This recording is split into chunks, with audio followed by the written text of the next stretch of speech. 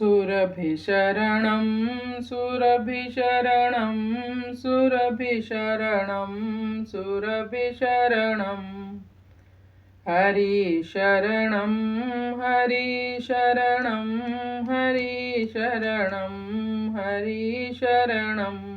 वालों को मेरा नमन वंदन। जय गौ माता की।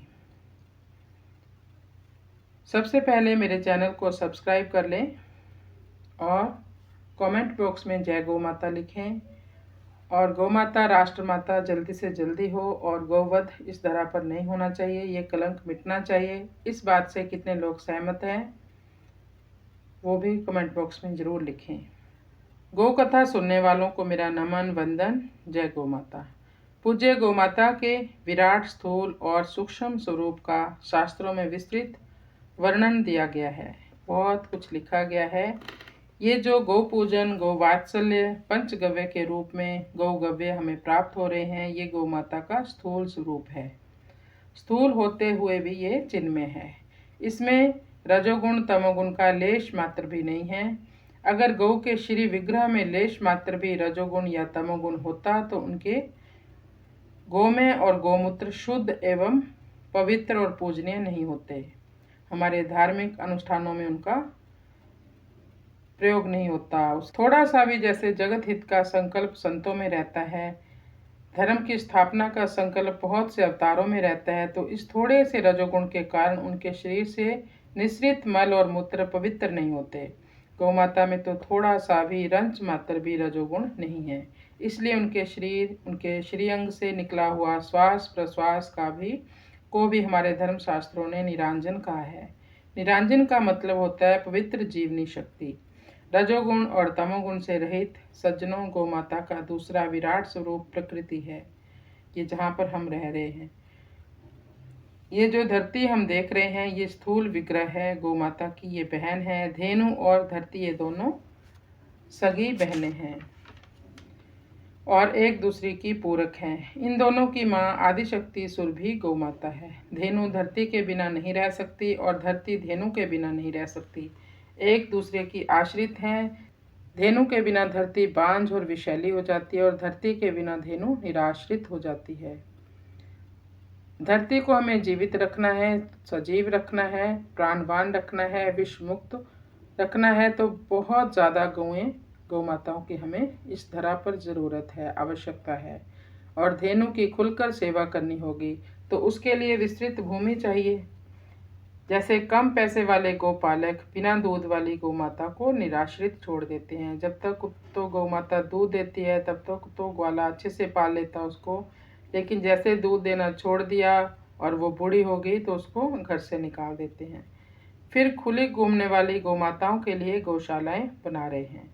वहाँ पर गौ माताओं के लिए ज़्यादा जगह न होने के कारण एक ही जगह गौ माता कई दिनों तक खड़ी रहती है, महीनों तक एक ही जगह पर खड़ी रहेगी। ये आप लोगों ने भी देखा होगा ना। बहुत सेवा के बाद भी अनुकूल वातावरण गौ माता को नहीं मिलता है। गौ माता प्रसन्न नहीं रहती है वहाँ पर, और जहाँ गौ माता प्रसन्न नहीं होती है तो वहाँ पर तो फिर आप सोच लो कि क्या होगा। क्योंकि संस्कृत में गौ का मतलब ही चलना होता है, चलने को गौ माता कहते हैं। चलने के लिए खुली जगह चाहिए, गौ माता के लिए साफ सुथरी जगह चाहिए, तो गौ माता प्रसन्न और स्वस्थ रहती है। गौशालाओं में गोबर और गौमूत्र से चारों ओर से भरा रहता है। गोबर और गौमूत्र हमारे लिए, धरती के लिए और देवताओं के लिए तो पवित्र है और पूजनीय है।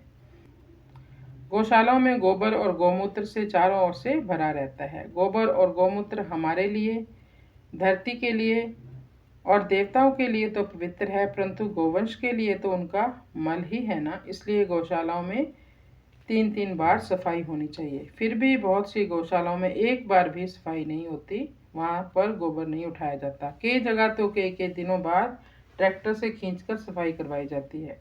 उसी गंदगी में बैठे बैठे गौएं अंधी हो जाती हैं। गौशालाओं में इतना चारा, इतनी लेबर होते हुए भी गौ माता सुखी नहीं रहती, क्योंकि वहाँ जगह बहुत सीमित होती है। चाहे गौ माता को खाने को थोड़ा चाहे कम मिल जाए, लेकिन वातावरण शुद्ध होना चाहिए और उनको घूमने के लिए जरूर जगह होनी चाहिए। बंधनी नहीं चाहिए गौ माता को, रस्सी कभी ना डालो। जब साफ भी करेंगे तो ग्वाले गौ माता के डंडे मार मार कर सफाई करते हैं। एक जगह से दूसरी जगह को हटाने के लिए उनके डंडे मारे जाते हैं। ये मैंने खुद देखा हुआ है गौशाला में। गौ माता बहुत कम जगह में रहती है और एक ही जगह बंधी रहेगी। वास्तव में गौशालाएं स्थापित और संचालित करना गौ सेवा का आदर्श स्वरूप नहीं है। आदर्श स्वरूप तो यही है कि गौ माता को अपने घर में रखें और उनकी अपने हाथों से सेवा करें। ये तो एक आपद धर्म है कि ऐसे घूम रही हैं गौ माताएं, आपद में हैं तो उनको रख लिया एक जगह।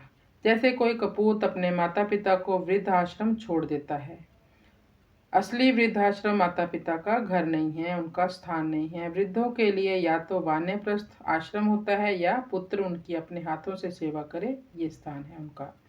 ऐसे ही वर्तमान में गौवंश को अनुपयोगी समझने वाला श्रमिक, पशुपालक और इस तरह शासकीय नीति के कारण गौमाता अनुपयोगी हो गई है। इन सब बातों से गौमाता निराश्रित हो गई है। अब वो सड़कों में गलियों में घूम रही है, दुर्घटनाग्रस्त हो रही है, कूड़ा कचरा खा रही है और बधिकों के हाथों